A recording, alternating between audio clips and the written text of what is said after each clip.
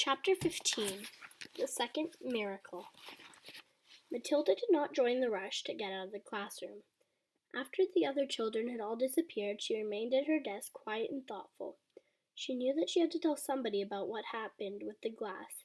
She couldn't possibly keep a gigantic secret like that bottled up inside her. What she needed was one person, one wise, sympathetic grown-up, who could help her to understand the meaning of her extraordinary happening. Neither her mother nor father would be of any use to her at all. If they believed her story, doubtful they would, it was almost certain that they'd fail to realize what an astounding event it was that had taken place in the classroom that afternoon. On the spur of the moment, Matilda decided the one person likely to confide in her was Miss Honey. Matilda and Miss Honey were now the only two left in the classroom, and Miss Honey had seated herself at the table, and she was riffling through some papers. She looked up and said, "Well, Matilda, aren't you going to go outside with the others?" Matilda said, "Please, may I talk to you for a moment?" "Of course you may. What's troubling you?" "Something very peculiar happened to me, Miss Honey." Miss Honey became instantly alert. Ever since the two disastrous meetings she had recently had about Matilda, the first with the headmistress and the second with Mr. and Mrs. Wormwood, Miss Honey had been thinking a great deal about the child, wondering how she could help her. Here Matilda was, sitting in the classroom, curiously and excited on her face, and asking if she could have a private talk. Miss Honey had never seen her looking so wide-eyed and peculiar before. "Yes, Matilda," she said, "tell me what has happened to you that is so peculiar." "Miss Trunchbull isn't going to expel me, is she?" Matilda asked. "Because it wasn't me who put the creature in the jug of water. I promise you it wasn't." "I know it wasn't," Miss Honey said. "Am I going to be expelled?" "I think not," Miss Honey said. "The headmistress has simply got a little overexcited. That's all." "Good," Matilda said. "But that isn't what I want to talk to you about." "What do you want to talk to me about, Matilda?" "I want to talk to you about the glass of water with the creature in it. You saw it spilling over Miss Trunchbull, didn't you?" "I did indeed." "Well, Miss Honey, I didn't touch it. I never went near it." "I know you didn't," Miss Honey said. "You heard me telling the headmistress that you couldn't have possibly been you."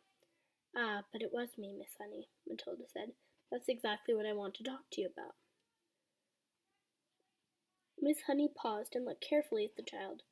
"I don't think I quite follow you," she said. "I got so angry at being accused of something I hadn't done that I made it happen." "You made it happen, Matilda?" "I made the glass of water tip over." "I still don't quite understand what you mean," Miss Honey said gently.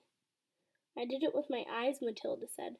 "I was staring and wishing it to tip over, and then my eyes went all hot and funny, and some sort of power came out of them, and the glass toppled over." Miss Honey continued to look steadily at Matilda through her steel-rimmed spectacles, and Matilda looked back at her as steadily. "I am still not following you," Miss Honey said. "Do you actually mean you willed the glass to tip over?" "Yes," Matilda said, "with my eyes." Miss Honey was silent for a moment, and she did not think Matilda was meaning to tell a lie. It was more likely that she was simply allowing her vivid imagination to run away with her. "You mean you were sitting there where you are now, and you told the glass to topple over, and it did?" "Something like that, Miss Honey, yes." "If you did that, that's just about the greatest miracle a person has ever performed since the time of Jesus."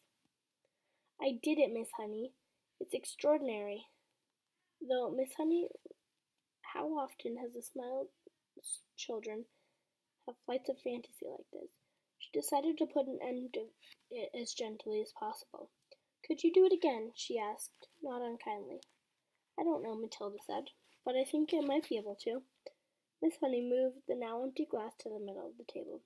"Should I put water in it?" she asked, smiling. "I don't think it matters," Matilda said.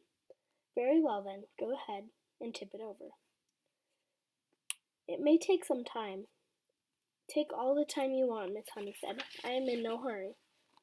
Matilda, sitting in the second row, about 10 feet away from Miss Honey, put her elbows on the desk and cupped her face in her hands.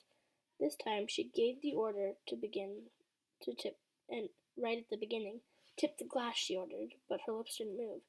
She made no sound. She simply shouted the words inside her head, and now she concentrated the whole of her mind and her brain and her will up into her eyes at once, but much more quickly than before.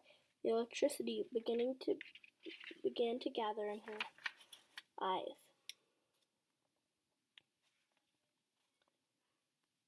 and the power beginning to surge, and the hotness coming to the eyeball.